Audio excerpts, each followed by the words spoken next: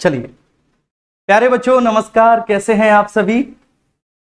चलिए तो सबसे पहले आपके नाम ले लेते हैं। कौन कौन आ चुके हैं? रूबी यादव, संदीप सिंह, राकेश शाह, किट्टो गुजरी, अभिषेक चक, स्वाति गुर्जर, अंजू, दीप सिंह, दिव्या गोस्वामी, सक्षम शर्मा, टेक्नो विनर, गोलू हैं, नीतेश दलाल हैं, अवंतिका सूर्यवंशी हैं, नीतेश मेहरा हैं, अभिषेक यादव हैं, ट्विंकल त्रिपाठी हैं, त्रिपाठी ट्विंकल, और आशीष वर्मा है, आर्मी लवर, आशीष कन्नौजिया है, संजय कुमार है, मानसी, सीमा, अमित, मिस्टर संदीप, ललित चौहान, ठीक है, राज काकरान है, स्वाति गुर्जर है, राकेश हैं, सैफी हैं, नीतेश दलाल हैं। बच्चों आप सभी का बहुत बहुत स्वागत है। श्वेता शर्मा, रोहित कश्यप, सलमान चौहान, विकास, शुभम उपाध्याय, मोनिका मेहरा, आरती, आप सभी का स्वागत है मेरे प्यारे बच्चों आपके इस बहुत प्यारे से परिवार रोजगार विद अंकित में। अभी तक देखो 1-2 मिनट पहले आपसे बातें करते हैं, फिर आज के लेक्चर को स्टार्ट करते हैं। हम क्या पढ़ रहे हैं? हम पढ़ रहे हैं बच्चों संविधान सभा की, कॉन्स्टिट्यूएंट असेंबली की फंक्शनिंग, कार्य प्रणाली, मतलब संविधान के बनाए जाने की हम पूरी पृष्ठभूमि और साथ ही साथ बच्चों उस पूरी प्रक्रिया का अध्ययन कर रहे हैं, उसको स्टडी कर रहे हैं जिसके द्वारा आपके देश का संविधान बना है, निर्मित हुआ है। अब मुझे एक बात बताइए, देखिए मैं जानता हूं 2 तरह के स्टूडेंट होते हैं मेरे प्यारे बच्चों। एक वो होते हैं जिनको डिटेल में कॉन्सेप्ट के साथ पढ़ना अच्छा लगता है, हालांकि ऐसे कम ही स्टूडेंट्स होते हैं, ठीक है। और दूसरे जिनकी संख्या बहुतायत में होती है, वो ऐसे होते हैं कि उन्हें कोई ट्रिक बता दो, उन्हें कोई शॉर्टकट बता दो, तो ट्रिक और शॉर्टकट बताने के बाद उन्हें ऐसा लगता है कि अरे वाह, ठीक है, सर ने तो ठीक है सब कुछ पढ़ा दिया और एक ही वीडियो में सब कुछ कंप्लीट करा दिया। लेकिन बच्चों क्या वो एग्जाम ओरिएंटेड या एग्जाम स्पेसिफिक रहता है कंटेंट? नहीं। ध्यान रखना, अगर आपके ठीक है उस बच्चे पढ़ाए हुए ट्रिक से अगर आ जाता है तो आपका क्वेश्चन बन जाएगा, लेकिन अगर एग्जामिनर ने इधर उधर की बातें पूछ ली तो फिर आपका क्वेश्चन नहीं बन पाएगा। और दिल्ली पुलिस के प्रीवियस ईयर को देखकर बच्चों मैं गारंटी के साथ बता सकता हूं, इस बात को पूरी उम्मीद के साथ कह सकता हूं कि आपका एग्जाम जो है, जो पिछले साल आपके क्वेश्चंस पूछे गए हैं वे बच्चों इधर उधर कॉन्सेप्ट से बहुत ज्यादा पूछे गए हैं। ध्यान रखना, डायरेक्टली बच्चों पॉलिटी को उसने इन्वॉल्व नहीं किया क्वेश्चंस में, एग्जामिनर ने, ठीक है, ये बात आप समझ लेना। तो बस एक छोटी सी बात मैं कहना चाहता हूं, तो लेक्चर की महत्वता को समझें, ठीक है। और आप लोग भाई कमेंट नहीं करते, आपको अच्छा लगता है तो कमेंट करो, खराब लगता है तो कमेंट करो, ठीक है। सब बच्चे, मेरा सभी से अनुरोध है, निवेदन है कि आज जितने भी स्टूडेंट्स इस क्लास को देखेंगे वो सभी इस पर कमेंट करेंगे और वो बताएंगे कि आपको ये लेक्चर कैसा लगा। संविधान आप पहली बार पढ़ रहे हो या आज से पहले पढ़ चुके हो, मुझसे पढ़ रहे हो या कहीं और पढ़ चुके हो, तो बताएंगे मेरे प्यारे बच्चों कि अब यहां पर जब आप पढ़ रहे हैं तो किस तरह से आप चीजों को कनेक्ट कर पा रहे हैं। ये बात आप मुझे बताएंगे, ठीक है, ताकि मैं भी जान सकूं कि आपके मन में क्या चल रहा है, ठीक है, ये बात बच्चों। चलिए बेटा अनुज यादव एक बात बताओ, आप क्वेश्चंस लाया करो साथ साथ, ठीक है। 1 घंटे का लेक्चर है, इसमें आपका सिलेबस मुझे कंप्लीट करवाना है, मैं आपको क्वेश्चन कराऊं या फिर बच्चों मैं आपको पढ़ाऊं, आप ये बात बताइए। चलो ठीक है, ठीक है, कितने प्रीवियस ईयर के क्वेश्चंस हैं जो मेरे पढ़ाए हुए से मिल रहे हैं, और अगर मैं उनको यहां पे ले आता हूं तो आप ठीक है तब तो खुश हो जाएंगे, आपको बहुत अच्छा लगेगा, रे वाह, ठीक है, सर ने यहां से पढ़ाया और देखो प्रीवियस ईयर में क्वेश्चन भी मिल गया। लेकिन क्या बच्चों हमारे पास इतना समय है? ठीक है, प्रीवियस ईयर तो आप भी देख सकते हैं और सिलेबस कंप्लीट हो जाने के बाद हम आराम से प्रीवियस ईयर डिस्कस करेंगे। इनफैक्ट बच्चों मैंने तो मैराथन ली भी है 2020 में, जो आपके क्वेश्चंस पूछे गए हैं बच्चों दिल्ली पुलिस में प्रीवियस ईयर पॉलिटी के, तो वो पूरी आप मैराथन देख लो, ठीक है। तो आप इस बात को समझो। चलिए अरमान मलिक है, संजय अग्निहोत्री है, टीम संजीव वालियान है, जय बाबा की जी। कोई ऐसी खास बुक जरूरी नहीं है बेटा पॉलिटी के लिए, ठीक है जी। विकास पांडे है, अभिषेक चक है, अनिकेत दीक्षित है जी,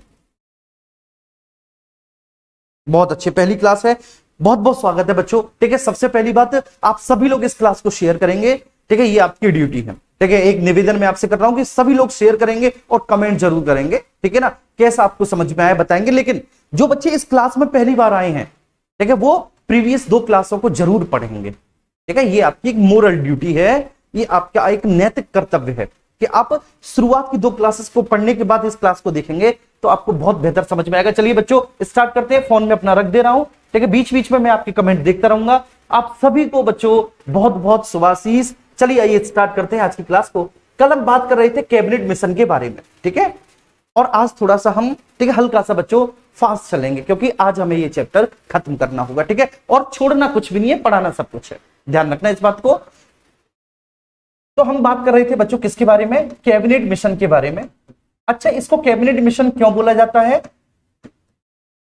बताइए बच्चों। हम इसको कैबिनेट मिशन क्यों बोलते हैं, क्योंकि यह ब्रिटिश संसद में बच्चों जो कैबिनेट स्तर के मंत्री थे उनके द्वारा भारत में कॉन्स्टिट्यूएंट असेंबली के निर्माण करने के लिए, भारत में संविधान सभा के निर्माण के लिए एक प्रस्ताव लाया गया था। इस प्रस्ताव को हम कैबिनेट मिशन कहते हैं। बेसिकली कैबिनेट मिशन 1946 में आया है, लेकिन कल बच्चों मैंने आपको बताया है कि केवल 1946 कहने से काम नहीं चलेगा जी बच्चों, ठीक है, इस बात को ध्यान रखना, ठीक है। 24 मार्च 1946 को मैंने आपको बताया था, ठीक है, 1946 कहने से केवल काम नहीं चलेगा। आप मेरे स्टूडेंट हैं तो आपको सब कुछ पता होना चाहिए। 24 मार्च 1946 को ये दिल्ली पहुंचा है। कब बच्चों, 24 मार्च 1946 को यह मिशन कहां पर पहुंचा, यह मिशन दिल्ली पहुंचा 24 मार्च 1946 को बच्चे। और साथ ही साथ मेरे प्यारे बच्चे, इस मिशन ने जो अपना प्रस्ताव प्रस्तुत किया वह 16 मई को किया था, आपको पता होगा जी, बहुत बढ़िया। तो बच्चे इसने जो अपना प्रस्ताव प्रस्तुत किया वह 16 मई 1946 को किया, ठीक है, इसने अपना प्रस्ताव प्रस्तुत किया। अब इस मिशन के प्रस्ताव के तहत बच्चों क्या क्या चीजें थी, आइए एक बार उनको देख लेते हैं। तो ये मिशन ये कहता है बच्चों, ठीक है, अपने प्रपोजल में कि संविधान सभा में टोटल 389 सीटें होंगी। कॉन्स्टिट्यूएंट असेंबली में, संविधान सभा में, बोलो बच्चे टोटल कितनी सीटें होंगी, 389 सीटें होंगी। बोलो मेरे साथ साथ बोलो, कितनी सीटें होंगी, 389 सीटें होंगी। बड़ा क्वेश्चन पूछा जाता है। अब ये जो 389 सीटें हैं बच्चे, ये 389 सीटें दो जगह से भरी जाएंगी। ये 389 सीटें दो जगह से भरी जाएंगी। और उस समय भारत में दो तरह के प्रांत हुआ करते थे, ठीक है। एक प्रांत ऐसे थे जहां पे राजा महाराजाओं का शासन था, उनको हम देशी रियासतें कहते थे, प्रिंसली स्टेट्स कहते थे। क्या कहते थे उनको हम देशी रियासतें कैसे कहते थे। और दूसरे थे बच्चों ब्रिटिश भारत के प्रांत, ठीक है, ब्रिटिश भारत के प्रांत, प्रोविंसेस थे बच्चों ब्रिटिश इंडिया के। अच्छा, इसको ब्रिटिश भारत के प्रांत क्यों बोला गया, क्योंकि मेरे प्यारे बच्चों हमारे यहां शासन किसका था, अंग्रेजों का था, इसलिए इसको ब्रिटिश भारत के प्रांत ही बोला गया। देशी रियासतें मतलब प्रिंसली स्टेट्स,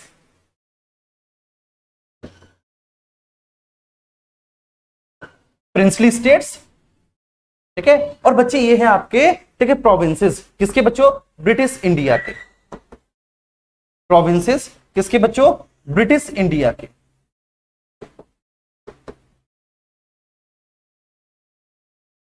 ब्रिटिश इंडिया के प्रोविंसेस। ये बात समझ में आ गई। अच्छा, अब आपको ये बात पता है कि जो ब्रिटिश भारत के प्रांत हैं उनका भी क्लासिफिकेशन दो भागों में किया गया। ब्रिटिश भारत के प्रांतों को भी दो भागों में बच्चों क्लासिफाइड किया गया, ठीक है। पहले ऐसे जहां पर गवर्नर जो है वो चीफ एडमिनिस्ट्रेटर होता है, मतलब आप कहते हैं the provinces of governor. Governor के प्रांत आप इनको बोलते हैं। किसके प्रांत, गवर्नर के प्रांत आपको बोलते हैं। पहले ऐसे गवर्नर के प्रांत, और दूसरे ऐसे बच्चे जो मुख्य आयुक्त के प्रांत हैं, चीफ कमिश्नर के प्रांत हैं। मुख्य आयुक्त के प्रांत हैं, चीफ कमिश्नर के प्रांत हैं। तो पहले हम बोलेंगे बच्चों इनको गवर्नर के प्रांत, और दूसरे हैं चीफ आयुक्त, ठीक है, मतलब चीफ कमिश्नर के प्रांत, मुख्य आयुक्त के प्रांत, ठीक है। ये बात समझ में आ रही है। अब यहां पर आपको ये फोकस करना है कि जो गवर्नर के प्रांत है बच्चों, ठीक है, इन गवर्नर के प्रांतों और मुख्य आयुक्त के प्रांतों से टोटल बच्चे, ठीक है, 296 सीटें जो है बच्चों भरी जानी है। वो यहां से 296 सीटें, और देशी रियासतों से बच्चों कितनी, 93 सीटें। तो अगर आप 296 और 93 को जोड़ेंगे तो कितना हो जाता है बताइए मुझे, तो टोटल 389 हो जाता है। बोलो हो जाता है कि नहीं।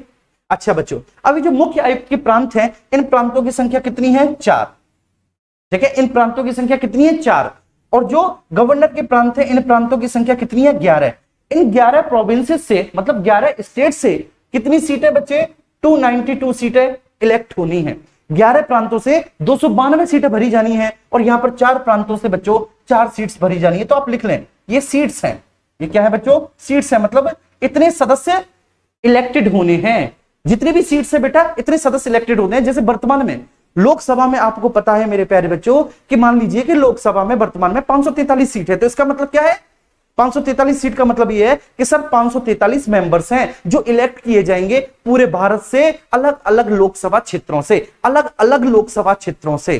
ठीक है बच्चे, तो ऐसे ही 292 सीट्स का मतलब है 292 मेंबर्स बच्चे ये गवर्नर के प्रांतों से इलेक्ट किए जाएंगे, और 4 जो बच्चे सदस्य हैं वो 4 जो सदस्य होंगे वो बच्चे आपके चीफ कमिश्नर के प्रोविंसेस से इलेक्ट किए जाएंगे। अभी जो 11 प्रांत है इनके नाम एग्जामिनर पूछ लेता है कि भाई वो 11 प्रांत कौन कौन से, तो आपको बिल्कुल क्लियर करना है बच्चे कि ये 11 प्रांत कौन से हैं। ये कहीं आपको देखने को नहीं मिलेगा इतना सारा, ठीक है, लेकिन अगर फिर भी एग्जामिनर पूछना है तो आपको एग्जामिनर के सर पे चढ़ के जवाब देना है कि तू पूछ तो सही, तेरी औकात क्या है, हम तुझे जवाब देंगे।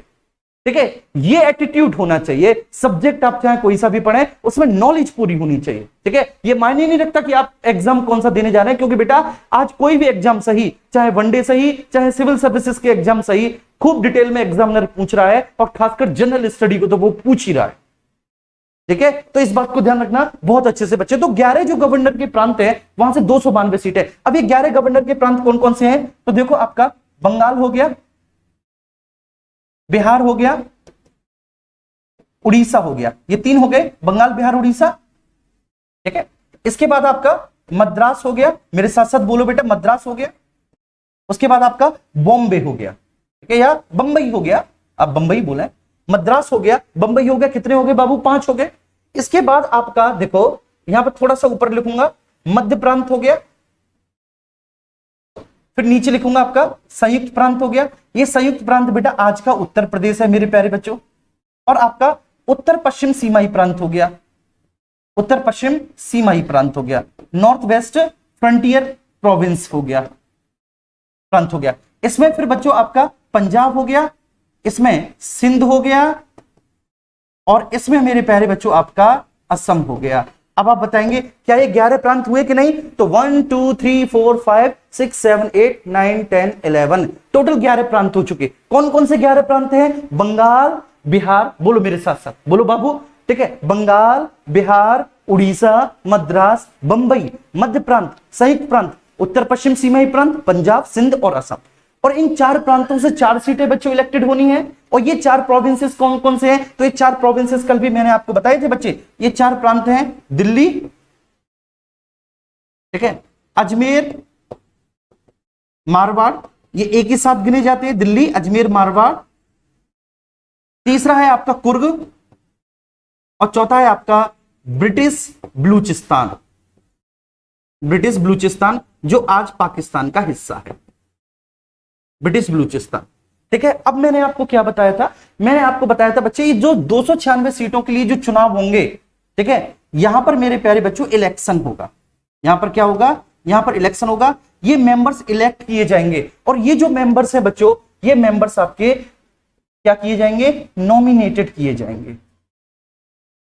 तो ये मेंबर्स आपके नॉमिनेटेड किए जाएंगे, और ये मेंबर्स आपके इलेक्टेड किए जाएंगे। ठीक है सर, ये बात समझ में आई। अच्छा बच्चे, अब ये जो 296 सीटों के लिए जो चुनाव होंगे, इलेक्शन होंगे, ये होंगे जुलाई अगस्त 1946 में। ये जो 296 सीटें हैं 296, इन 296 सीटों के लिए जो चुनाव होंगे ये कब होंगे, तो ये चुनाव होंगे बच्चे आपके जुलाई अगस्त 1946 में। ठीक है, तो हम बात करते हैं इलेक्शंस की। इलेक्शंस, ये इलेक्शंस कितनी सीटों पर हो रहे हैं, 296 सीटों पर हो रहे हैं। अच्छा बच्चों, ये कब होंगे, तो ये होंगे जुलाई अगस्त 1946 में, 1946 में।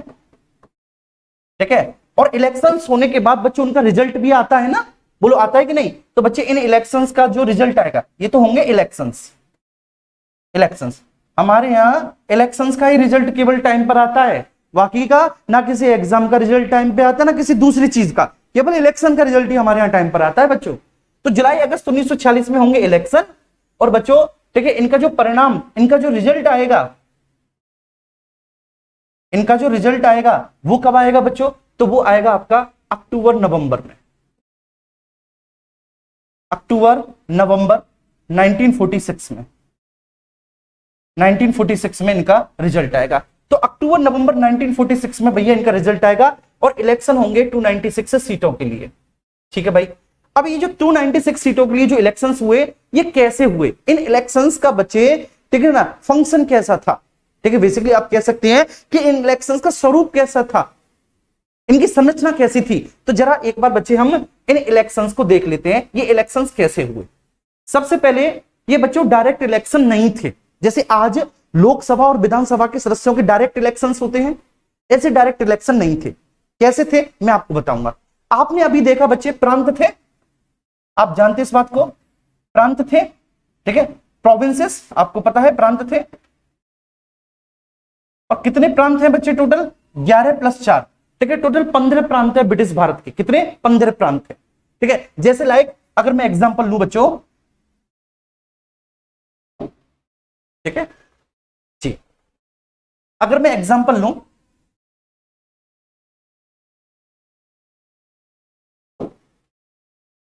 अगर मैं मेरे प्यारे दोस्तों एग्जांपल लेता हूं, तो जैसे बच्चों आपका बंगाल, ठीक है, जैसे कि आपका बिहार, जैसे कि आपका उड़ीसा, ठीक है, जैसे कि आपका असम, जैसे कि बच्चों आपका, ठीक है ना, बंबई, जैसे कि आपका बच्चों मद्रास, ठीक है, डॉट डॉट डॉट एटसेट्रा। तो ये आपके प्रांत हैं बच्चों, और इन प्रांतों की अपनी अपनी असेंबलियां हैं, क्योंकि बच्चों पहले से ही भारत में इन प्रांतों के चुनाव होते चले आए हैं। पहले से इन भारत में बच्चों इन प्रांतों के चुनाव होते चले आए हैं, तो इन सभी प्रांतों की अपनी अपनी क्या है? इन सभी प्रांतों की अपनी अपनी असेंबली है बच्चों, ठीक है, ध्यान रखना। जैसे बंगाल की असेंबली है, ठीक है, मतलब आप कहेंगे बंगाल का विधानमंडल है, बंगाल का विधानमंडल है। तो बंगाल का जो विधानमंडल है बच्चों, ऐसे ही बिहार का विधानमंडल है, उड़ीसा का विधानमंडल है। तो इस विधानमंडल के जो सदस्य होंगे, जो सदस्य होंगे बच्चों, जो सदस्य होंगे वही सदस्य वोट करेंगे। मतलब आम जनता को संविधान सभा के सदस्यों के लिए वोट डालने का अधिकार नहीं था। बोलो हा, बोलो हा, सब लोग बोलो, ठीक है बच्चों। मतलब आम जनता को, ठीक है, इन चुनावों में वोट डालने का अधिकार नहीं था। तो पहली बात बच्चों, जो चुनाव हुए, जो चुनाव हुए, जो इलेक्शंस हुए, वो सिंगल ट्रांसफरेबल वोटिंग सिस्टम से हुए, वह एकल संक्रमणीय मत पद्धति से हुए। एकल संक्रमणीय मत पद्धति। बेटा अब देखो, ठीक है, आप जैसा पढ़ोगे मैं वैसा पढ़ा दूंगा। तुम्हें लॉलीपॉप वाला पढ़ना है, लॉलीपॉप समझते हो? लॉलीपॉप का मतलब है टू द पॉइंट बात करना, ठीक है ना। और मेरे प्यारे बच्चों बीच बीच में एक दो शेरो शायरी सुना देना, ठीक है। अगर ऐसा पढ़ना चाहते हो तो ऐसा पढ़ा देंगे, लेकिन अगर कंटेंट के साथ पढ़ना चाहते हो विद कॉन्सेप्ट, तो बच्चे वो भी पढ़ाएंगे, ठीक है। डिपेंड आप पर करता है, बिल्कुल एकदम खुल के बोल रहा हूं, मेरी बात समझ में आ रही है? तो बच्चों चुनाव जो हुए वो एकल संक्रमणीय मत पद्धति के आधार पर हुए, मत पद्धति के आधार पर हुए। इसको कहेंगे सिंगल ट्रांसफरेबल वोटिंग सिस्टम, ठीक है। और आनुपातिक प्रतिनिधित्व, आनुपातिक प्रतिनिधित्व, प्रतिनिधित्व इसको अपनाया गया था, ठीक है। इसको कहेंगे रेशनल रिप्रेजेंटेशन, ठीक है। तो एकल संक्रमणी मत पद्धति, सिंगल ट्रांसफरेबल वोटिंग सिस्टम और आनुपातिक प्रतिनिधित्व के आधार पर, ठीक है बच्चे जी।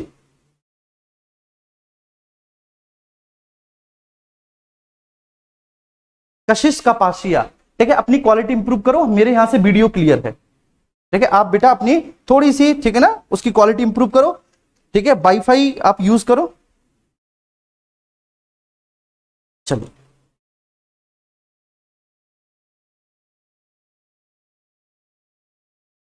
वेरी गुड, कुमारी शिक्षा शिखा, ये बात हुई ना बच्चों जी।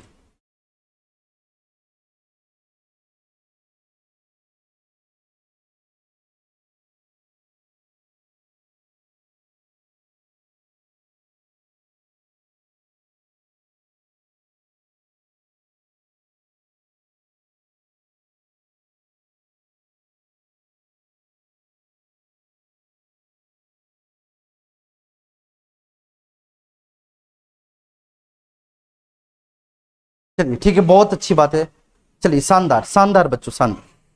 चलो ठीक है, आप सभी के कमेंट मैंने पढ़ लिए, ठीक है, सभी के कमेंट पढ़ लिए। तो बेटा देखिए, जो चुनाव हुए वो एकल संक्रमणी मत पद्धति आनुपातिक प्रतिनिधित्व के द्वारा हुए, ठीक है। फर्स्ट पॉइंट बच्चों ये बात समझ में आ गई, ठीक है। सेकंड पॉइंट जो है, ठीक है, सेकंड पॉइंट जो है बच्चों, फर्स्ट पॉइंट तो ये हो गया कि सिंगल ट्रांसफरेबल वोटिंग सिस्टम और रेशनल रिप्रेजेंटेशन के आधार पर हुआ। दूसरा बच्चों, ठीक है ना, ये चुनाव प्रांतीय असेंबली में, जो प्रांतीय असेंबली है ना, जो मैंने अभी बताया, ठीक है, ये जो प्रांतीय असेंबली जो मैंने अभी आपको बताया जस्ट बच्चे, जैसे बंगाल का विधानमंडल, तो प्रांतीय असेंबली में, ठीक है, सदस्यों के द्वारा हुए बेटा। तो प्रांतीय असेंबली में सदस्यों के द्वारा चुनाव हुए थे, ठीक है, प्रांतीय असेंबली में प्रांतीय असेंबली के सदस्यों के द्वारा हुए थे, ठीक है। ये दूसरा सबसे महत्वपूर्ण पॉइंट है कि सर कहां पर हुए, प्रांतीय असेंबली में हुए, और प्रांतीय असेंबली के सदस्यों के द्वारा, मतलब इसमें आम जनता ने भाग नहीं लिया था, ठीक है ना, उस असेंबली के सदस्यों ने लिया था। और साथ ही साथ बच्चों ध्यान रखना कि इसमें सांप्रदायिक निर्वाचन को स्वीकार किया गया था, सांप्रदायिक निर्वाचन को इसमें स्वीकार किया गया था, स्वीकार किया गया,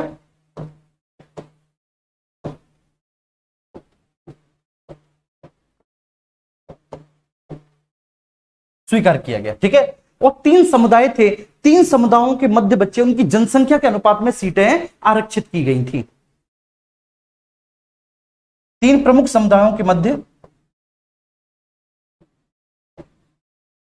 3 प्रमुख समुदायों के मध्य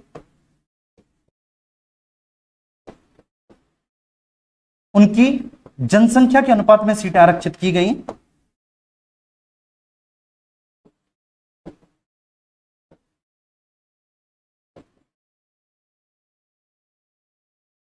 अनुपात में सीटें आरक्षित की गई, आरक्षित की गई थी बच्चे।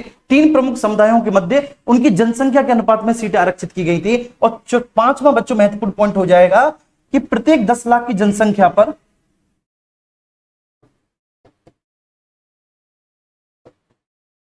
पर एक प्रतिनिधि चुना जाना था, एक प्रतिनिधि चुना जाना था, एक प्रतिनिधि चुना जाना था, एक प्रतिनिधि चुना जाना था। तो ये कुछ बच्चों महत्वपूर्ण बातें हुई, ठीक है ना, इस किसकी बच्चों, कैबिनेट मिशन की। जैसे मैंने आपको क्या बताया, मैंने आपको बताया बच्चों ये प्रांत थे, ये कुछ प्रांत थे।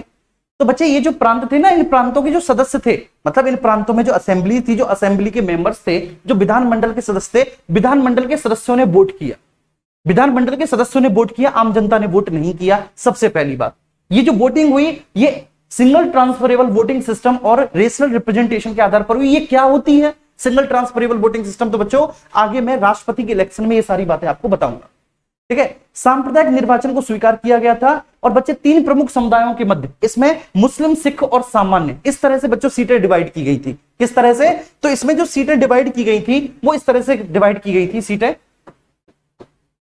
मुस्लिम, सिख और थर्ड हो जाएगा आपका सामान्य, ठीक है। इस तरह से बच्चों मुस्लिम, सिख और सामान्य में आपकी सीटें निर्धारित की गई थी। किसमें बच्चों? मुस्लिम, सिख और सामान्य में। अब देखो बच्चों यहां पर ध्यान क्या रखना है कि मैंने आपको बोला कि इन राज्यों को कितनी सीटें निर्धारित होंगी ये उनकी जनसंख्या पर निर्भर करता है, ठीक है। राज्यों को दी जाने वाली सीटें, राज्यों को दी जाने वाली सीटें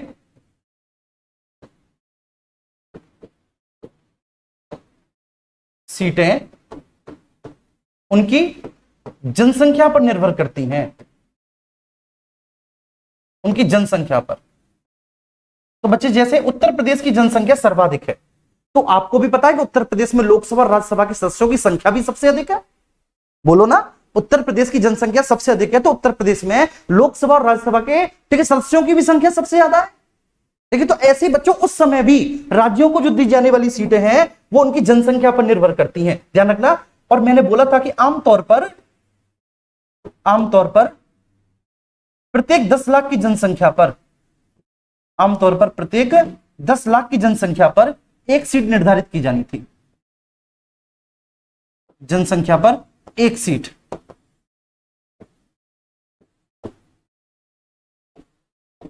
एक सीट, ठीक है, निर्धारित की गई, निर्धारित की गई। ठीक है, ध्यान रखना बच्चे। अब यहां पर मैंने बोला कि इसमें कम्युनल, ठीक है, इलेक्शन को स्वीकार किया गया था, ठीक है, संविधान सभा के चुनाव में, और इसी बात पर मुस्लिम लीग संतुष्ट भी हुआ था। मुस्लिम लीग पता है बच्चों क्यों संतुष्ट हुआ?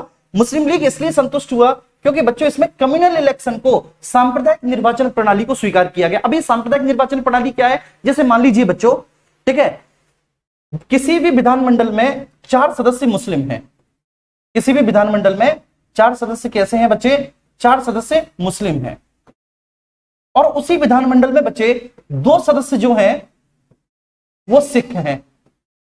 वो सदस्य कैसे हैं? वो सदस्य सिख हैं। तो ध्यान रखना बच्चों, मैंने आपको बताया ना कि इसमें रिजर्वेशन था, ठीक है ना, किसके आधार पर? संप्रदाय के आधार पर। जैसे मुस्लिम, सिख और सामान्य के लिए सीटें यहां पर आरक्षित की गई थी। जब मुस्लिम, सिख और सामान्य के लिए सीटें आरक्षित की गई थी तो इसका मतलब यह था कि बच्चे मुस्लिम सदस्य, जो मुस्लिम सदस्य होगा वह केवल बच्चे मुस्लिम उम्मीदवार को ही वोट देगा। मुस्लिम सदस्य केवल एक मुस्लिम कैंडिडेट को ही, मुस्लिम उम्मीदवार को ही वोट देगा। ठीक है, और जो एक सिख सदस्य होगा वह बच्चों एक सिख उम्मीदवार को ही वोट देगा, जो कि आज बिल्कुल भी नहीं होता। हमारे यहां आज ऐसी पद्धति नहीं है, लेकिन बच्चों उस समय थी। तो मुस्लिम जो बच्चे सदस्य होगा वह केवल मुस्लिम उम्मीदवार को वोट देगा, और जो बच्चे सिख सदस्य होगा वह सिख उम्मीदवार को ही वोट देगा। लेकिन कोई भी पार्टी, जैसे मान लीजिए बच्चे मैं कांग्रेस से खड़ा हूं, मुस्लिम, ठीक है, एक सदस्य है, ठीक है, मैं सॉरी एक मुस्लिम प्रतिनिधि है जो खड़ा है संविधान सभा में इलेक्ट होने के लिए कांग्रेस से। मुस्लिम लीग ने भी बच्चे अपने एक मुस्लिम, ठीक है, सदस्य को खड़ा कर रखा है, एक मुस्लिम प्रतिनिधि को खड़ा कर रखा है। ऐसी अलग अलग पार्टियों ने बच्चे खड़ा कर रखा है, अगर वो सीट रिजर्व है तो। जैसे मान लीजिए कि बंगाल की एक सीट बच्चे मुस्लिम्स के लिए रिजर्व है, तो बंगाल की वह सीट जो मुस्लिम्स के लिए रिजर्व है उस पर केवल व केवल मुस्लिम उम्मीदवार ही खड़ा होगा, मुस्लिम कैंडिडेट ही खड़ा हो सकता, अगर वह रिजर्व है मुस्लिम के लिए तो किसी और धर्म का व्यक्ति खड़ा नहीं हो सकता। और ध्यान रखना, ठीक है बच्चे, उस मुस्लिम प्रतिनिधि को जो वोट देगा वो मुस्लिम सदस्य देगा, ये बात ध्यान रखना। कोई और दूसरे धर्म का व्यक्ति, ठीक है, उस प्रतिनिधि को सदस्य वोट नहीं दे सकता। तो अगर मुस्लिम प्रतिनिधि खड़ा हुआ है तो बेटा मुस्लिम सदस्य ही उस मुस्लिम प्रतिनिधि को वोट देगा, किसी और धर्म का सदस्य, ठीक है, उस प्रतिनिधि को वोट नहीं दे सकता। इसी को कहेंगे सांप्रदायिक निर्वाचन प्रणाली। ये अच्छे अच्छे लोगों की समझ में नहीं आती। बस मैं इतना कहूंगा बच्चों कि सांप्रदायिक निर्वाचन प्रणाली का मतलब ये होता है कि धर्म के आधार पर सीटें आरक्षित की जाती हैं, संप्रदाय के आधार पर, ऑन द बेसिस ऑफ बच्चे रिलीजन सीटें आरक्षित की जाएंगी, रिजर्व की जाएंगी। जैसे मान लीजिए कि बंगाल में 2 सीटें मुस्लिम कैंडिडेट के लिए रिजर्व हैं, तो बच्चे उन 2 सीटों पर केवल मुस्लिम कैंडिडेट ही खड़े होंगे। चाहे कोई भी पार्टी बच्चों अपना कैंडिडेट खड़ी करे, लेकिन वो खड़ी करेगी मुस्लिम ही कैंडिडेट को, सबसे पहली बात। और दूसरा, उसको वोट देने वाला सदस्य भी किसी और दूसरे धर्म का नहीं होना चाहिए, उसको वोट देने वाला सदस्य भी मुस्लिम ही होना चाहिए। बच्चों मेरी बात समझ में आ रही है? यहां तक कोई इशू तो नहीं है जी, ठीक है। और मुझे बता देना बेटा कि ये बात अगर आज तक आपके समझ में आई हो, अगर ये बात आज तक आपके समझ में आई हो, खूब किताबें पढ़ ली होंगी, खूब लेक्चर्स देख ली होंगे, लेकिन ये बात आपको अभी तक समझ में नहीं आई होगी, ये गारंटी के साथ बता रहा हूं। ठीक है, ये बात क्लियर है? अच्छा बच्चों, अब चुनाव हुए कितनी सीटों पर हुए? 296 सीटों पर बच्चों चुनाव हुए। ठीक है, आपको पता है जो इलेक्शंस हुए थे, जो चुनाव हुए थे, वो कितनी सीटों पर हुए? 296 सीटों पर चुनाव हुए। और जब इन 296 सीटों पर चुनाव हुए तो बच्चे इसमें सबसे ज्यादा वोट मिले कांग्रेस को। कांग्रेस को 208 सीटें मिली इसमें। कितनी बेटा? 208। तो ऑब्वियस सी बात है कांग्रेस को मेजोरिटी मिली। 208 सीटें 296 से बच्चे कांग्रेस को मिली। ठीक है, वही मुस्लिम लीग, मैं इसको खिसियानी लीग कहता हूं, खिसियानी लीग, ठीक है, ये 73 सीटों के साथ बच्चे दूसरे नंबर पे थी, खिसिया रही थी। ठीक है, वही बच्चे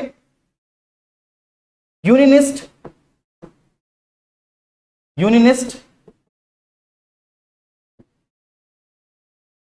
शेड्यूल कास्ट पार्टी,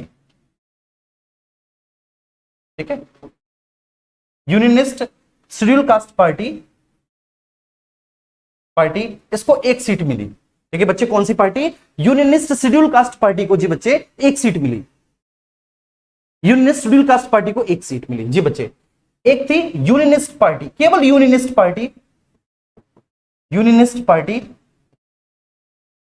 इसको भी केवल बच्चों 1 सीट मिली। ठीक है, एक थी schedule caste federation, schedule caste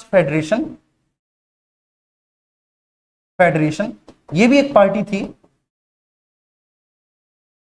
ठीक है, इसको भी बच्चे केवल 1 सीट मिली। किसको? शेड्यूल कास्ट फेडरेशन को जी बच्चे। ठीक है, एक पार्टी थी आपकी unionist Muslim party, unionist Muslims party, Muslim party, इसको भी एक सीट मिली। ठीक है, एक सीट मिली कृषक प्रजा, ठीक है, एक सीट मिली प्रजा कृषक पार्टी को, प्रजा कृषक पार्टी, पार्टी, इसको भी एक सीट मिली। ठीक है, और एक सीट मिली बच्चों सिखों को। ठीक है, बेसिकली वह नॉन कांग्रेस था, वह नॉन कांग्रेस था, तो एक सीट बच्चों उसको मिली। ठीक है, चलिए तो देखो 208 सीटें कांग्रेस को, मुस्लिम लीग को कितनी सीटें, मुस्लिम लीग को बच्चे 73 सीटें। ठीक है, और साथ ही साथ बच्चों जो निर्दलीय थे, कुछ लोग ऐसे भी तो होंगे जो बिना किसी पॉलिटिकल पार्टी के चुनाव चिन्ह पर खड़े हुए होंगे। देखिए, जो किसी भी पॉलिटिकल पार्टी के चुनाव चिन्ह पर नहीं खड़े हुए होंगे तो ऐसे लोग होंगे बच्चों आपका निर्दलीय। कितने बच्चों, हाँ, वो ऐसे लोग क्या कहलाएंगे, निर्दलीय। ठीक है बच्चों, मतलब ठीक किसी भी दल से नहीं खड़े हुए, और ऐसे लोगों की संख्या थी बच्चों 8। निर्दलीय लोगों की संख्या कितनी थी, तो बच्चों निर्दलीय लोगों की संख्या थी आपकी 8 बच्चों। ठीक है, और एक पार्टी और थी यहां पर आपकी, उसे हम क्यों भूल रहे हैं, communist party, communist party, communist party. और बच्चे इस कम्युनिस्ट पार्टी को भी एक सीट मिली थी। अगर हम टोटल बात करें बच्चों तो देखिए कांग्रेस को 208, 73 मुस्लिम लीग को, और बच्चे छोटे छोटे राजनीतिक दल हैं ये कौन से हैं, ये क्या है बच्चों, ये छोटे छोटी पॉलिटिकल पार्टी हैं, ये छोटे छोटे राजनीतिक दल हैं। ठीक है, जिनमें आपका यूनियनिस्ट पार्टी है, ठीक है, यूनियनिस्ट शेड्यूल कास्ट पार्टी है, यूनियनिस्ट कास्ट फेडरेशन पार्टी है, ठीक है, यूनियनिस्ट मुस्लिम पार्टी है, कृषक प्रजा पार्टी है, सिख नॉन कांग्रेस पार्टी है, और आपकी कम्युनिस्ट पार्टी है। अगर आप ये देखेंगे तो बच्चे ये छोटे पॉलिटिकल पार्टी को 7 सीटें मिली हैं। कितनी सीटें, 7 सीटें इन छोटे छोटे पॉलिटिकल पार्टीज को मिली हैं। 8 सीटें जो हैं बच्चे ये निर्दलीय को मिली हैं। 208 सीटें बच्चों किसको मिली हैं, 208 सीटें कांग्रेस को मिली हैं, और बच्चों 73 सीटें किसको मिली हैं, 73 सीटें आपकी मुस्लिम लीग को मिली हैं। अगर आप इसे जोड़ेंगे 208 प्लस 73, ठीक है, 208 प्लस 73 प्लस 7 प्लस 8, तो 8 और 7 कितने होते हैं, 15। 8 कैसे हैं, निर्दलीय हैं। आपसे पूछा जाए कि संविधान सभा में निर्दलीय सदस्यों की संख्या कितनी थी, तो बेटा संविधान सभा में निर्दलीय सदस्यों की संख्या 8 थी।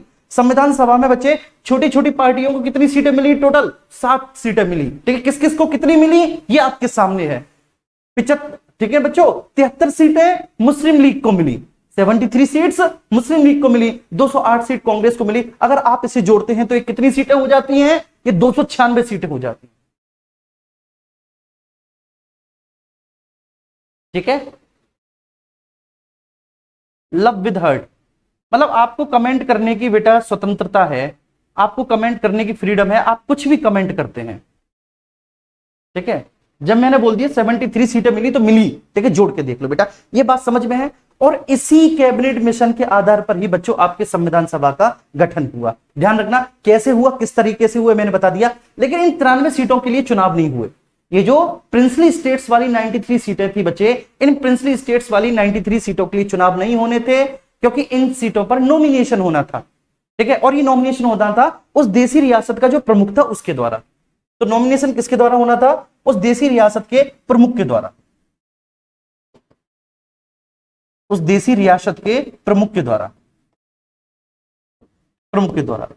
उस देसी रियासत का प्रमुख बच्चों चाहे तो स्वयं, वह चाहे तो खुद, या किसी भी अपने रिप्रेजेंटेटिव को कॉन्स्टिट्यूएंट असेंबली में भेज सकता है। ठीक है, अच्छा बच्चों, अब कुल मिला के ये सारा फॉर्मेलिटी कंप्लीट हो गई, और ये पूरी फॉर्मेलिटी बच्चों कंप्लीट हो गई। ठीक है, जिस फॉर्मेलिटी के तहत आपकी संविधान सभा का गठन किया जाना था।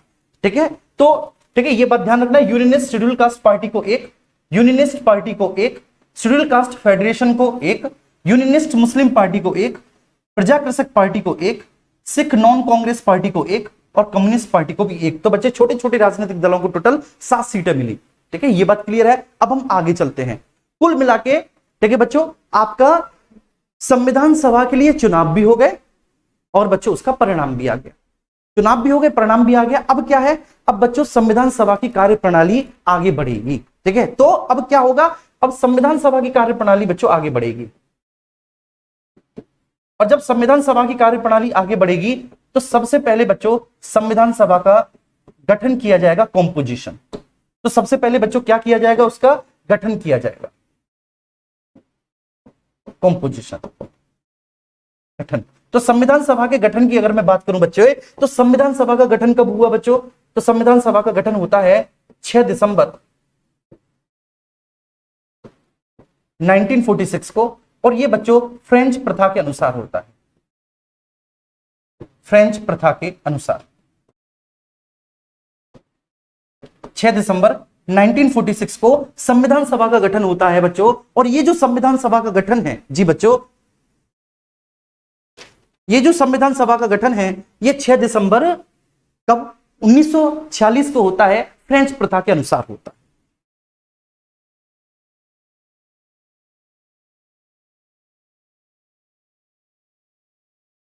जी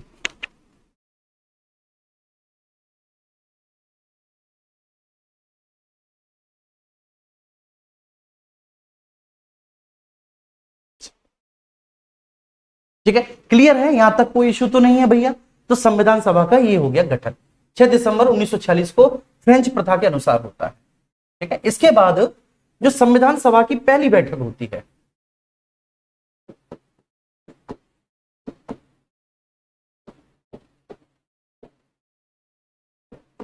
जो पहली बैठक होती है, पहली बैठक होती है संविधान सभा की, वह पहली बैठक होती है बच्चों 9 दिसंबर 1946। ठीक है, कब होती है? वह होती है 9 दिसंबर 1946 को संविधान सभा की पहली बैठक होती है 1946 को। ठीक है, इस बैठक में जो सबसे बुजुर्ग सदस्य थे, मतलब उम्र के हिसाब से जो सबसे वरिष्ठ थे, सबसे बुजुर्ग थे, उनको इस बैठक का अस्थायी अध्यक्ष बच्चों चुना जाता है। अस्थायी अध्यक्ष, अध्यक्ष इस बैठक का, ठीक है बच्चे, किसको? जो सबसे बुजुर्ग सदस्य हैं। और वे सबसे बुजुर्ग सदस्य कौन है? तो वे बच्चे सबसे बुजुर्ग, जो सबसे ओल्ड मैन है बच्चों, ठीक है, सबसे वरिष्ठ जो हैं वो है डॉक्टर सच्चिदानंद सिन्हा। क्या नाम है उनका? डॉक्टर सच्चिदानंद सिन्हा। डॉक्टर सच्चिदानंद सिन्हा, डॉक्टर सच्चिदानंद सिन्हा को बच्चे सभा का अस्थायी अध्यक्ष बच्चों चुना जाता है उस बैठक में। और इस बैठक में मात्र बच्चों ध्यान रखना, इस बैठक में मात्र 211 सदस्य ही पार्टिसिपेट करते हैं। कितने बच्चों? 211 सदस्य इस बैठक में पार्टिसिपेट करते हैं। कितने में से? 389 में से। तो आप बताइए बच्चों कि ऐसा क्या रीजन रहा होगा कि इस पहली बैठक में, ठीक है ना, लगभग मोटा मोटी 400 लोगों में से बच्चों, ठीक है, मात्र 211 सदस्य, मतलब 389, ठीक है, टोटल संख्या है, उसमें से केवल 211 सदस्य ही इस बैठक में पार्टिसिपेट करते हैं। तो इसका सबसे बड़ा रीजन ये है बच्चे कि ये पहली बैठक थी। ठीक है, ये पहली बैठक थी और इस पहली बैठक का विरोध 2 लोगों ने किया। ठीक है, पहला जो व्यक्ति था जो इसका विरोध कर रहा था वह खुद मुस्लिम लीग था बच्चों। मुस्लिम लीग ने इस बैठक का विरोध किया, मुस्लिम लीग ने इसका विरोध किया। और विरोध का कारण था, मुस्लिम लीग कह रही थी कि हमें स्वतंत्र पाकिस्तान चाहिए। ठीक है, हमें एक स्वतंत्र देश चाहिए जिसका नाम पाकिस्तान होगा। और उसी पाकिस्तान की मांग को बच्चे वह, ठीक है, दोहराते हुए इस बैठक का विरोध करती है कि हम इस बैठक में शामिल नहीं होंगे, हमें नहीं चाहिए ऐसा संविधान, हमें एक देश चाहिए और उसके लिए अपना एक पृथक संविधान चाहिए। तो स्वतंत्र पाकिस्तान की मांग को उठाते हुए बच्चे, इंडिपेंडेंट पाकिस्तान की मांग को उठाते हुए वह इस बैठक का डिनाई करती है, विरोध करती है। ठीक है, और दूसरे बच्चे देसी रियासत, जो प्रिंसली स्टेट्स के चीफ थे, जो देसी रियासतों के प्रमुख थे बच्चे, जो प्रमुख थे, वह भी इसका विरोध करते हैं। ठीक है, तो जो देसी रियासत के प्रमुख है बच्चे, वो भी इसका विरोध करते हैं। और विरोध करने के पीछे कारण क्या है? क्योंकि बच्चे उनको डर लग रहा है कि अगर हमारे देश में डेमोक्रेसी एस्टेब्लिश हो जाएगी तो भैया इनको पूछने वाला फिर कौन है? अगर डेमोक्रेसी एस्टेब्लिश हो गई बच्चों तो फिर इनको कौन पूछेगा? तो इनको तो कोई पूछेगा नहीं। तो इसलिए बच्चों ये डर है इनको कि कहीं हमारे देश में डेमोक्रेसी ना बन जाए। और डेमोक्रेसी बनने के लिए तो भैया अब संविधान सभा बनी चुकी है, अब तो बन के रहेगी। ठीक है, तो ये बात क्लियर है। पहली बैठक 9 दिसंबर 1946 को हुई। अच्छा, ये बैठक कहां पर हुई? तो जो आपका वर्तमान संसद है बच्चों, वर्तमान संसद, इसके सेंट्रल हॉल में हुई। वर्तमान संसद के केंद्रीय कक्ष में, जो सेंट्रल हॉल है बच्चे, केंद्रीय कक्ष में। ठीक है, आज भी मेरे प्यारे बच्चे जितना भी ज्वाइंट सेशन होता है, ठीक है, जब भी बच्चों संयुक्त अधिवेशन होता है तो वो इसी कमरे में होता है। जब लोकसभा और राज्यसभा उन दोनों का ज्वाइंट सेशन होगा तो वो बच्चे इसी हॉल में होता है, उसी हॉल में आपके संविधान की पहली बैठक हुई थी, ध्यान रखना। देखिए तो कितना अच्छा है हमारे लिए, कितना स्वर्णिम है बच्चों, कितने प्यारे पल हैं। इसके बाद 11 दिसंबर 1946 आप कह सकते हैं कि अब संविधान सभा बहुत ज्यादा बच्चों, ठीक है, सीरियस है अपनी कार्य प्रणाली को आगे बढ़ाने के लिए, मतलब संविधान निर्माण के लिए सबसे पहली बार ठोस कदम बच्चों इसी बैठक में उठाए जाते हैं, ठीक है। तो ध्यान रखना 11 दिसंबर 1946 संविधान निर्माण के लिए ठोस कदम उठाए जाते हैं।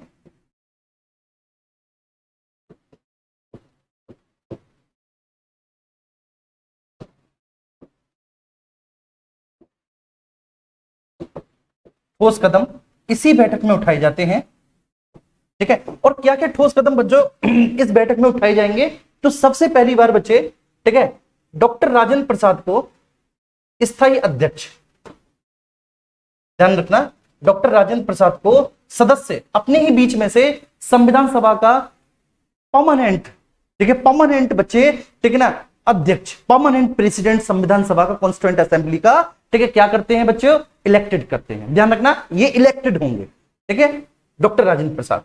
इसके बाद बच्चे दूसरे नंबर पर HC मुखर्जी, हरेंद्र कुमार मुखर्जी, इनको उपाध्यक्ष, ठीक है, इनको उपाध्यक्ष इलेक्ट किया जाता है, इनको उपाध्यक्ष बनाया जाता है, निर्वाचित किया जाता है HC मुखर्जी को। और तीसरे हैं बच्चे VN राव,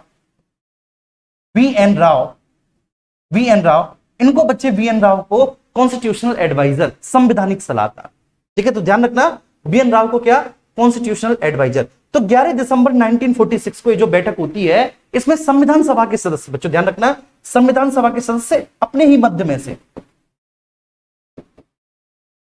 संविधान सभा के सदस्य वाया इलेक्शन बच्चों, वाया इलेक्शन 3 प्रमुख कार्य करते हैं। क्या करते हैं, डॉक्टर राजेंद्र प्रसाद को बच्चे स्थायी अध्यक्ष,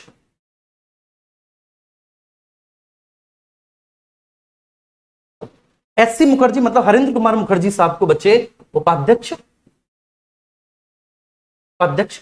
और VN राव साहब को कॉन्स्टिट्यूशनल एडवाइजर, संवैधानिक सलाहकार नियुक्त किया जाता है, संवैधानिक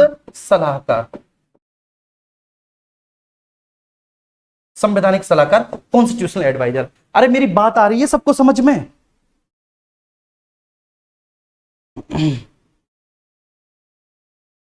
जी हाँ, ऐप पर PDF मिलेगा, मैं बता रहा हूं इस बात को, एप्लीकेशन पे PDF मिलेगा बेटा, सब कुछ मिलेगा, ठीक है, बिल्कुल परेशान नहीं होना।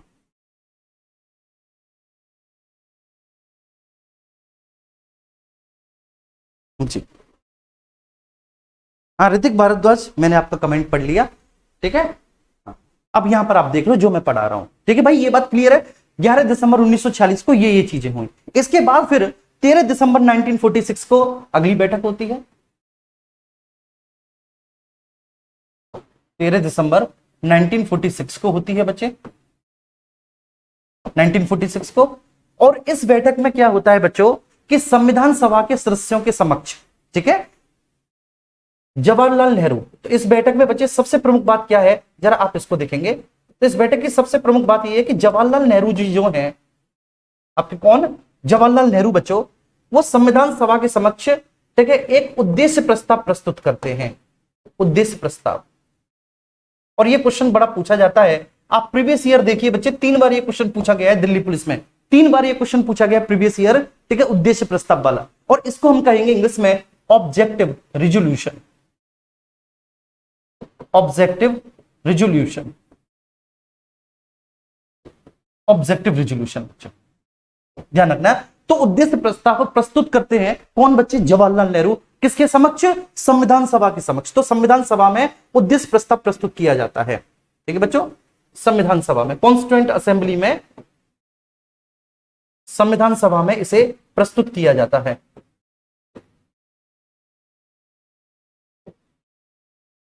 इसे प्रस्तुत किया जाता है, किसको प्रस्तुत किया जाता है बच्चे, ऑब्जेक्टिव रिजोल्यूशन को प्रस्तुत किया जाता है, किसके द्वारा, जवाहरलाल नेहरू के द्वारा। अब ये ऑब्जेक्टिव रिजोल्यूशन क्या था, तो बेटा ऑब्जेक्टिव रिजोल्यूशन में ये जो जवाहरलाल नेहरू जी हैं, ये बिल्कुल क्लियर कर देते हैं कि अब जो हमारी कॉन्स्टिट्यूएंट असेंबली है, ये ब्रिटिश सरकार की किसी बात को मानने के लिए बाध्य नहीं है।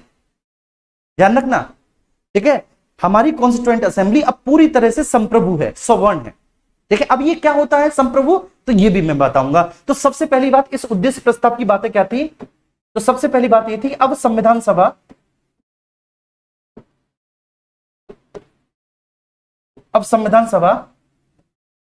पूरी तरह से एक संप्रभु संस्था बन जाएगी, ठीक है। सबसे पहली बात, अब इस संप्रभु संस्था का मतलब मैं आपको बता रहा हूं, इसको कहेंगे, ठीक है, सवर्ण, ठीक है, इंस्टीट्यूशन, ठीक है। संप्रभु संस्था का मतलब है कि अगर कोई भी विदेशी ताकत इसमें किसी भी प्रकार का हस्तक्षेप करना चाहे, आप लिख लो, ठीक है, अगर कोई भी विदेशी राज्य, कोई भी व्यक्ति अगर इसमें किसी भी तरह का कोई इंटरफियर करना चाहे तो हम इसको बिल्कुल डिनाई कर देंगे, ठीक। हम इस तरह के इंटरफियर को या इस तरह के हस्तक्षेप को मानने के लिए बाध्य नहीं है बच्चों, ठीक है। तो इसलिए तो सबसे पहली बात क्या थी कि अब संविधान सभा बच्चों पूरी तरह से एक, ठीक है, क्या बन गई, एक संप्रभु संस्था बन गई, ठीक है, ध्यान रखना। सेकंड बच्चों, भारत को एक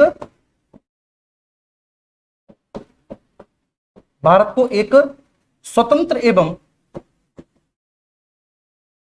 एवं संप्रभु गणराज्य के रूप में स्थापित किया जाएगा, संप्रभु गणराज्य के रूप में स्थापित किया जाएगा। अब यहां पर देखो 3 शब्द आए हैं मेरे प्यारे बच्चों, इसका आप मतलब समझना। पहला शब्द आया है स्वतंत्र, इंडिपेंडेंट,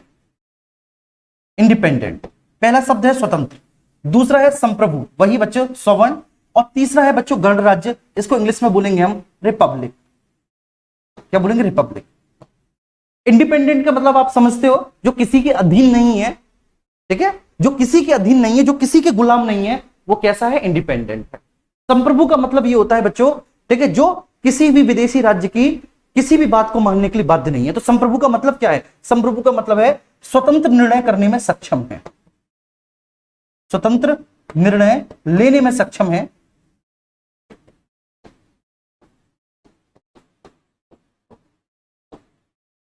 स्वतंत्र निर्णय लेने में सक्षम है, और ठीक है, किसी भी विदेशी राज्य की बात मानने के लिए बाध्य नहीं है,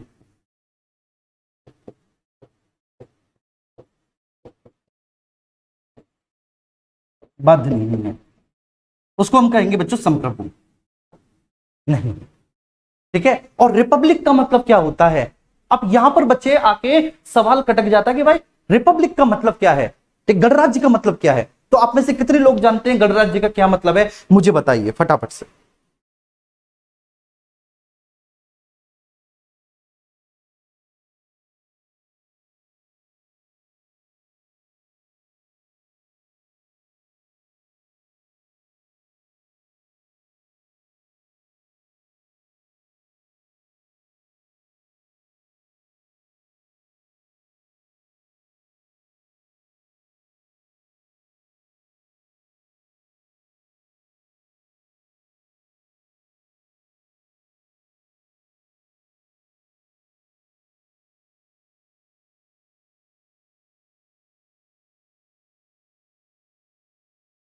नहीं नहीं नहीं, आप गलत बोल रहे हो बेटा।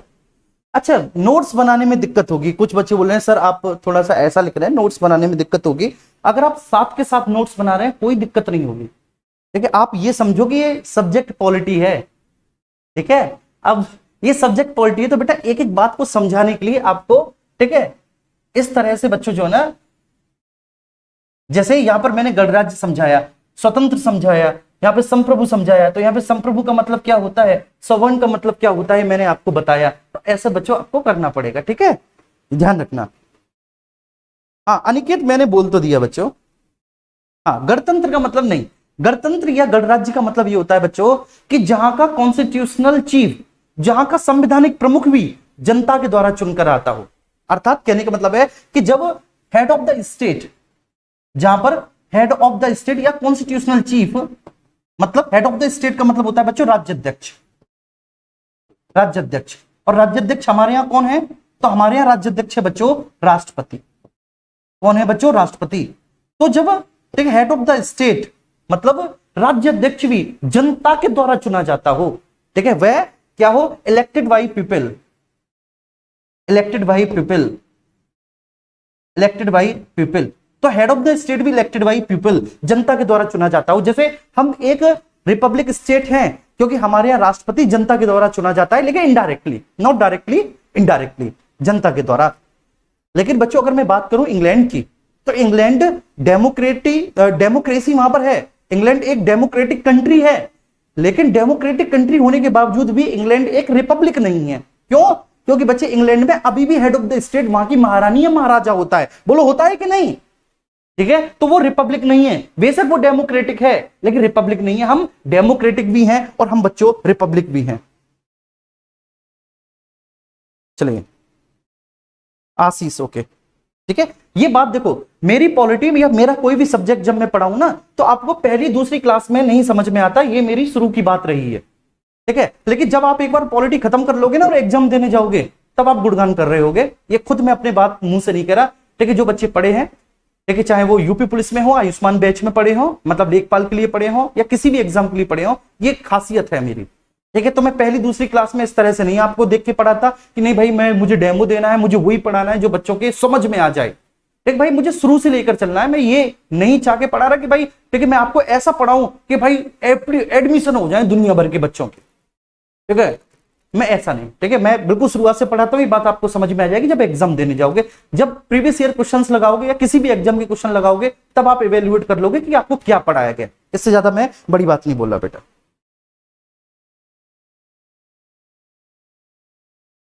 चलिए, क्लियर है, ठीक है। ये बात समझ में आ रही है। तो बच्चे ये दो क्या हैं, ठीक है, ये ऑब्जेक्टिव रिजोल्यूशन के दो प्रपोजल्स थे। इसके बाद ऑब्जेक्टिव रिजोल्यूशन में तीसरी बात क्या कही गई?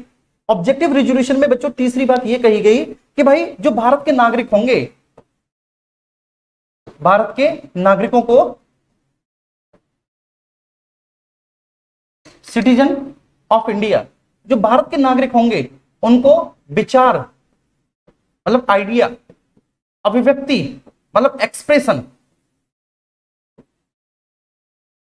ठीक है, संस्था बनाने, ठीक है, संस्था का मतलब है कोई भी ऑर्गेनाइजेशन बनाने, जी बच्चे, ठीक है, संस्था बनाने, कोई भी ऑर्गेनाइजेशन बनाने और व्यवसाय करने की पूरी स्वतंत्रता होगी, पूरी स्वतंत्रता होगी। तो भारत के नागरिकों को हमारी संविधान सभा, भारत के नागरिकों को हमारी संविधान सभा आइडिया, एक्सप्रेशन, ठीक है ना बच्चे, कोई भी संस्था बनाना, ठीक है ना, और साथ ही साथ कोई भी व्यवसाय करने की स्वतंत्रता प्रदान करेगी, स्वतंत्रता, ठीक है। इसके साथ साथ ही ना केवल इतना, बल्कि बच्चों इसके साथ ही भारत के नागरिकों को यह सब तो प्राप्त होगा, क्या क्या बच्चों? आइडिया की, एक्सप्रेशन की, ऑर्गेनाइजेशन बनाने की, और बच्चे कोई भी बिजनेस करने की, कोई भी बिजनेस या फिर किसी भी प्रोफेशन को अपनाने की, या किसी भी प्रोफेशन को अपनाने की। समझ में आ रही है मेरे बच्चों? कोई भी ऑर्गेनाइजेशन बनाने की, ठीक है, एक्सप्रेशन की,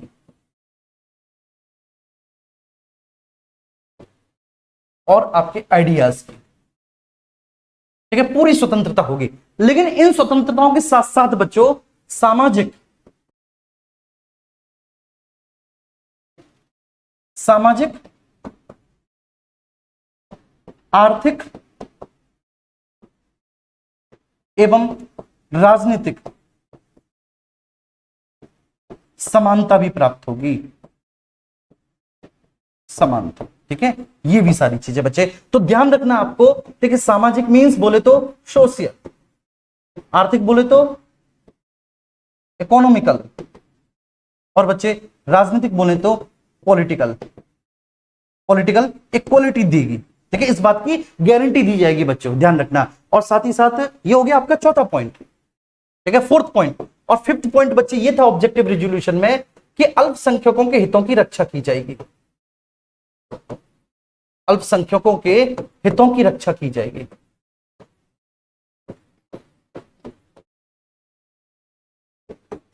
रक्षा की जाएगी।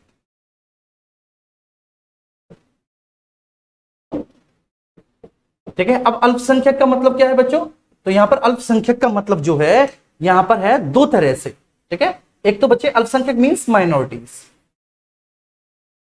Minorities, minorities. और जो अल्पसंख्यक है वो दो तरह से बच्चे। ठीक है, एक तो आपके भाषाई अल्पसंख्यक और एक धार्मिक अल्पसंख्यक। जी बच्चे। और 6 पॉइंट, भारत की प्राचीन सभ्यता को उसका उचित स्थान दिलाया जाएगा। भारत की प्राचीन सभ्यता को उसका उचित स्थान दिलाया जाएगा। स्थान दिलाया जाए। ठीक है, ये सारी बातें इस उद्देश्य प्रस्ताव में की गई। ठीक है, ये मैं क्यों बता रहा हूं? क्योंकि बच्चों जब मैं आपको प्रियम्बल पढ़ाऊंगा, प्रस्तावना पढ़ाऊंगा, तो इस प्रियम्बल में इसका बहुत बड़ा रोल है बच्चों, बहुत बड़ा रोल है इस उद्देश्य प्रस्ताव का। इनफैक्ट आपकी प्रियम्बल को अंग्रेजी में प्रियम्बल, लेकिन हिंदी में प्रस्तावना नहीं कहा गया, हिंदी में उसको उद्देशिका कहा गया है। और ये जो बच्चे रखा था ना नेहरू ने बच्चे, ये जो उद्देश्य प्रस्ताव रखा था संविधान सभा के समक्ष, कब बच्चों? 13 दिसंबर 1946 को। इस उद्देश्य प्रस्ताव को फाइनली, इस उद्देश्य प्रस्ताव को बच्चों मैंने क्या बोला? इस उद्देश्य प्रस्ताव को फाइनली 22 जनवरी 1947 को, 1947 को, कब बच्चों? 22 जनवरी 1947 को। ठीक है, संविधान सभा ने इसको स्वीकार कर लिया, स्वीकार कर लिया। कब कर लिया संविधान सभा ने इसको स्वीकार? 22 जनवरी 1947 को। मतलब जितनी भी बातें इसमें बोली गई थी, अब हमारी संविधान सभा ऐसी ही होगी। जितनी भी बातें बोली गई थी कि अब हमारी संविधान सभा कैसी होगी, वह एक स्वतंत्र और एक संप्रभु संस्था होगी। वह एक स्वतंत्र और संप्रभु संस्था होगी बच्चों। ठीक है, ध्यान रखना। ठीक है, ये बात क्लियर है, यहां तक कोई इश्यू नहीं। और इसके साथ साथ बच्चों वह हमारे नागरिकों को विचार अभिव्यक्ति भाषा, ठीक है बच्चों, विचार अभिव्यक्ति संस्था बनाने, व्यवसाय करने की स्वतंत्रता देगी। वह सामाजिक, राजनीतिक और आर्थिक न्याय प्रदान कराएगी। वह अल्पसंख्यकों के हितों की रक्षा करेगी। और वह प्राचीन सभ्यता को, जो हमारी भारत की जो प्राचीन परंपरा रही है, जो प्राचीन सभ्यता रही है बच्चों, ठीक है, वह उसको उसका उचित स्थान दिलाएगी। जी, ठीक है।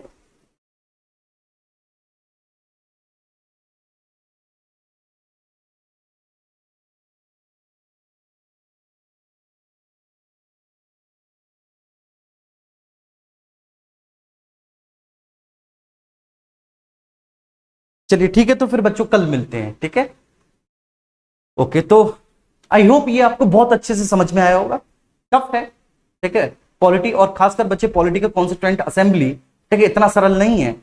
और ठीक है, और ये बताना आपको जरूरी है। अगर आप ये सोचें कि ऑब्जेक्टिव रिजोल्यूशन में केवल इतना बता दें हम, ऑब्जेक्टिव रिजोल्यूशन कि 13 दिसंबर 1946 को लाया गया था और 22 जनवरी 1947 को इसको कॉन्स्टिट्यूएंट असेंबली ने एक्सेप्ट कर लिया, तो केवल इतना कहने से काम नहीं चलेगा। ठीक है, समझना तो आपको पॉलिटी पड़ेगा। ये बात आप बिल्कुल कान खोल के सुन लीजिए, आपको समझना तो पड़ेगा।